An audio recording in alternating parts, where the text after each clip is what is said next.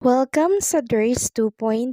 Fresh at nagbabagang happenings bang hanap mo? Mga padabarkads man yan o mga trending topics? Pwes, sagutin natin yan. Kaya naman isubscribe nyo na ang ating channel para sa mga nagbabagang balita everyday. Welcome back again sa ating YouTube channel mga kadabarkads. And for today's video, ang pag-uusapan natin ay tungkol sa mga importanteng ganap sa loob at sa labas ng Itbulaga. Napakasayang Itbulaga ang sumalubong sa atin kanina. Kakaiba ito kumpara nitong mga nagdaang araw dahil extra special ngayon dahil nga po birthday ni Allen K today. Buong Dabarkads nagdiriwang at bumate sa kaarawan niya. Siyempre, bumate din ang mga OG Dabarkads natin mula po sa sugod bahay mga kapatid. May pa-cake syempre ang Itbulaga for Allen K sa labas at sa loob po ng Itbulaga Studio. So bahagyang naging emosyonal po si Allen K kanina dahil sa init ng pagmamahal ng Itbulaga family sa kanya. Sa mga nagtatanong kung ilang taon na po si Allen K, 67 years old na po siya pero hindi halata dahil mas young ang mukha ni Allen K kesa po sa edad niya. Kahit birthday nga po ni Allen K, hindi lumiban ang Dabarkads natin para buskahin or asarin si Allen K na siyang kinasanayan na po ni Allen K sa tagal niya ba naman sa Itbulaga. Muli, happy birthday Allen K, long life and good health. Para mas marami mo pang mapasayang mga Dabarkads natin kasama po ng mga Itbulaga host. Samantalang kakaibang atake naman ang pinamalas ng ninong at ninang natin sa Itbulaga ngayong araw po ng Sabado. Ninong Jose Manalo at Ninang Daryl Jandani, pinortray ni Daryl si Miley, habang ang ama naman ni Miley na si Billy Cyrus, pinortray naman po ni Jose Manalo na talaga namang gayang-gaya. Kuhang-kuha ni Jose Manalo. Multi-talented ngang tunay si Jose since English-speaking nga po si Billy Cyrus na ginagaya ni Jose Manalo, halos hindi na maintindihan ang pinagsasasabi ni Jose. Kaya may umalma po sa Itbulaga Studio na Tagalogin na lang daw. Kasama kasi yun sa nakakatawang eksena ni Jose Manalo bilang Billy Cyrus na siyang effective naman.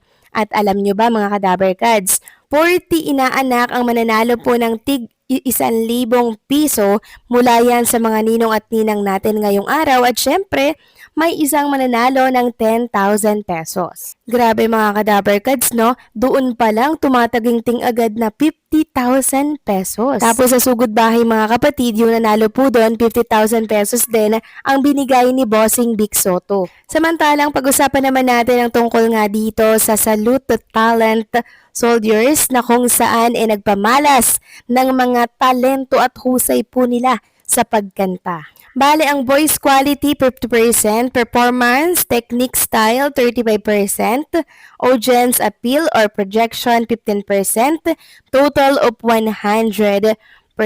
Sino-sino yung mga nakasama nating judges kanina? Andyan si Moy Ortiz, si Jaya, and Kule Desma. So bali, 3 judges lang sila mga Kadabarkads. At alam nyo ba, ang first runner-up, mag-uwi po ng 200,000 pesos. Tapos yung second, 100, at yung grand winner, 300,000 pesos. Dito pa lang mga Kadabarkads, 600,000 pesos na agad yung binitawan po ng Itbulaga. Hindi pa kasama yung mga pinamigay kanina. Dahil kung susumahin natin, baka malapit-lapit na po yan sa 1 million. Ngayong araw lang yan ang Sabado mga Kadabarkads. Grabe no, talagang namudmod ang Itbulaga ng papremyo sa kanilang programa. At narito po ang mga nagpakita ng talento kanina, si Chochongko Montani, Bureau of Fire Protection, andyan din si Jason Bacong, Ins Dayan Angeli Bergosa, Johanna Antoinette Rosita, Ashiel Cabañez, and si Irish Joy Laureto. Sobrang galing din ito mga Kadabarkads, yung pang 7. Sobrang taas ng boses, talagang bumibirit. At alam nyo po, base sa komento ng mga Dabarkads natin na nanonood po ng live ng Itbulaga, yung napipisil nila number 4, number 5, and number 7. Kasi yung number 4, talagang binalikan ko yun mga Kadabarkads, maladjaya siya. Mahusay din talaga siyang kumanta. And deserve naman po nilang manalo mga Kadaberkads dahil syempre malaking tulong din sa kanila itong ibinigay po ng Itbulaga na papremyo. Dahil syempre alam naman natin na naglilingkod sila sa ating bansa, sa ating bayan, di po ba? Nakakatuwa lang makita na itong mga naglilingkod sa bayan natin, may mga talento rin pala na tinatago.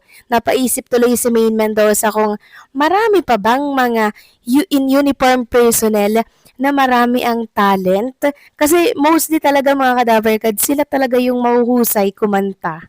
At nakita, natunghayan po natin yan kanina. Ang huhusay talagang bumirit.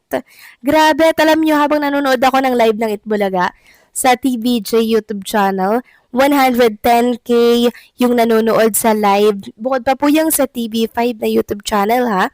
Talagang tinutukan po ito ng buong bansa. And maging yung mga ka-uniform, kabaro po ng mga singing soldier natin ngayong araw ng Sabado, nakatutok sila. Maging ang iba't ibang panig po dito sa ating bansa, suportado po itong contest o itong laban ng kanilang kabaro mga Kadaberkads. Nakakatuwa lang kasi meron pong ganitong programa, no? Itbulaga, nang sa ganun ay maipakita at maipamalas nga yung kanilang natatagong talento. Marami ang nagsasabi mga Kadaberkads, sana magtay na lang daw si number 4 and number 7. At kung ako ang tatanungin po ninyo mga Kadaberkads, ang aking boto ay sa number 4 talaga. Kasi parang maladjaya po talaga siya eh. Sobrang galing niya. Siguro winner si number 4, first si number 7, third si number 5. So siguro ganun yung ranking ng aking boto. And base din po yan sa mga manonood po kanina ng Itbulaga, base din yan sa husay at pinamalas na talento at galing ng mga singing soldier natin kanina. Kaya congratulations! Deserve nila yung papremyong nakuha po nila ngayong araw. Dito po yan sa Itbulaga. Grabe mga Kadaberkads, no? Talagang namudmod ang Itbulaga ng papremyo at yun ay mula syempre sa mga buting sponsors natin na patuloy po nagtitiwala dito po sa programang Itbulaga. Kasi itong buwan lang, mas dumami po yung nag-sponsor sa Itbulaga at yan din ay pinapamigay ng Itbulaga.